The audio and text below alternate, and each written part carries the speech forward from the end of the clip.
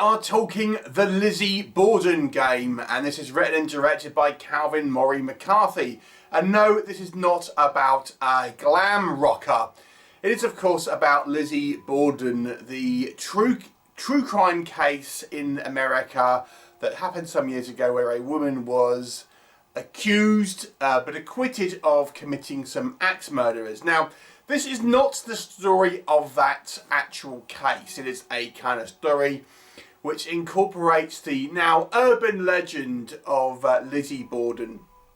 So it focuses on a group of adult friends as they are going away for a short break. And one of the girls brings her cousin, as this cousin has recently had a family bereavement and is feeling rather down.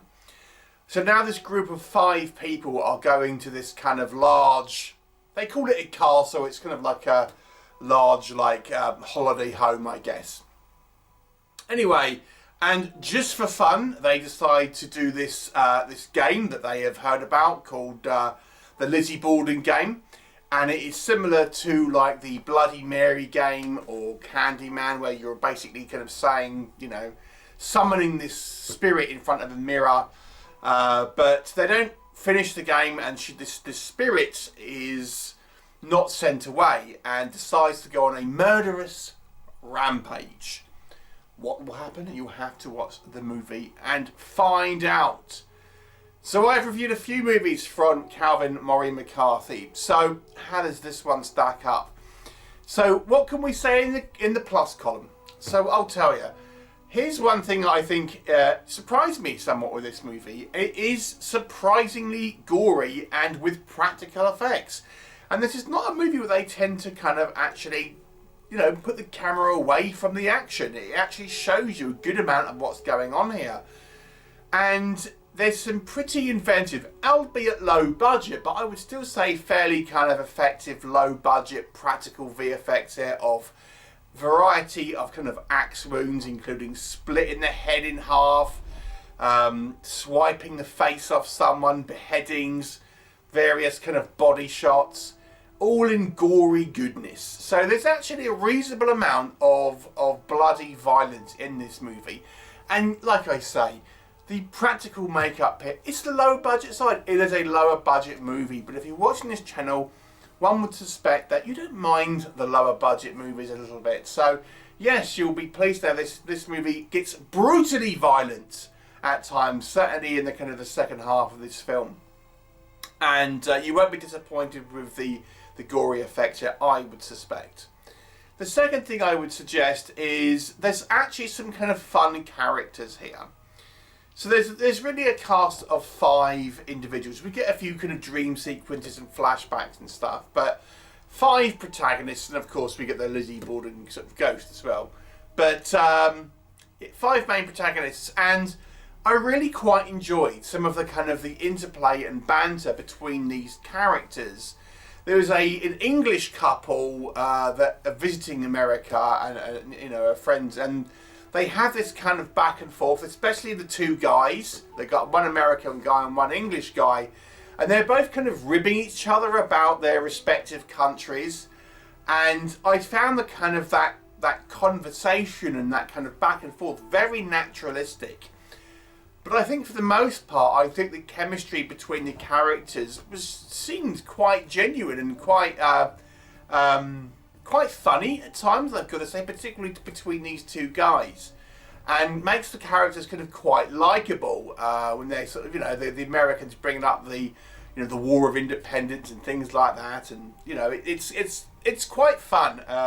I think for some sort of fun little, you know, sort of character moments that aren't necessarily directly to do with the plot, but seem nonetheless kind of quite naturalistic and kind of you know, gets you a good idea of the kind of the personalities of these characters. The British guy I've seen in a lot of movies from Calvin Morie McCarthy. So that was all fairly good. As the movie goes on, the second half of the movie is really where you'll start to get our supernatural elements here, and it does try to, let me say, expand upon the story of Lizzie Borden and what might have gone on. Because obviously Lizzie Borden is a real true crime case where everyone thought she had done these murders, but that she wasn't convicted. So this movie, you know, maybe gives you a version of events that you may not have seen before. So that was kind of interesting, a little bit of a kind of a twist to the story here.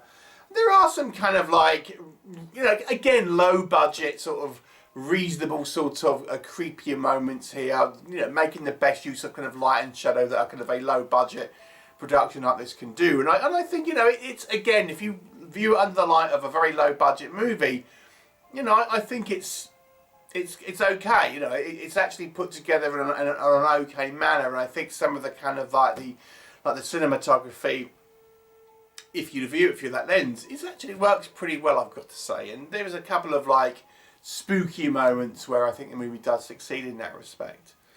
Where the movie doesn't work, I think it takes a little bit too long to get to the actual kind of horror element. You're over halfway through the movie until really we get this kind of ghost start kind of cropping up. It's a little bit unclear as to the rules of this ghost, because it appears that it's corporeal at times, incorporeal at others. It seems to be able to kill people itself in some instances, but then it wants to possess people in others.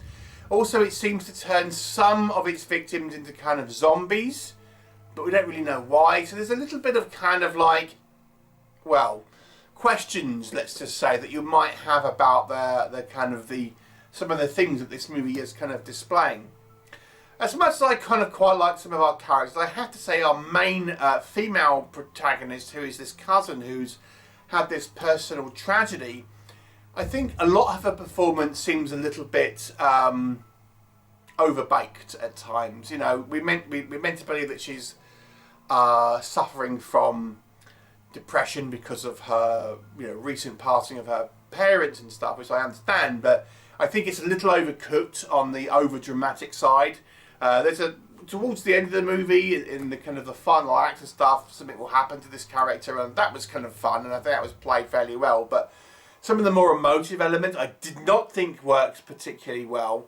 There's a few kind of like typical kind of fake jump scares and things like that are, you know, that will kind of maybe annoy people.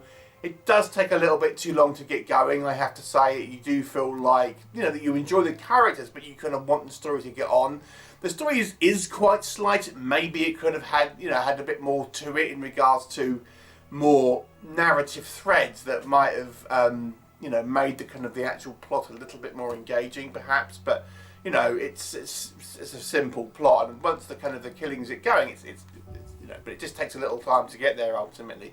It, generally speaking, has this kind of low budget kind of feel to it, the way it's kind of shot and everything. So if you are not a fan of the low budget cinema, then, you know, maybe this one's not going to kind of change your mind.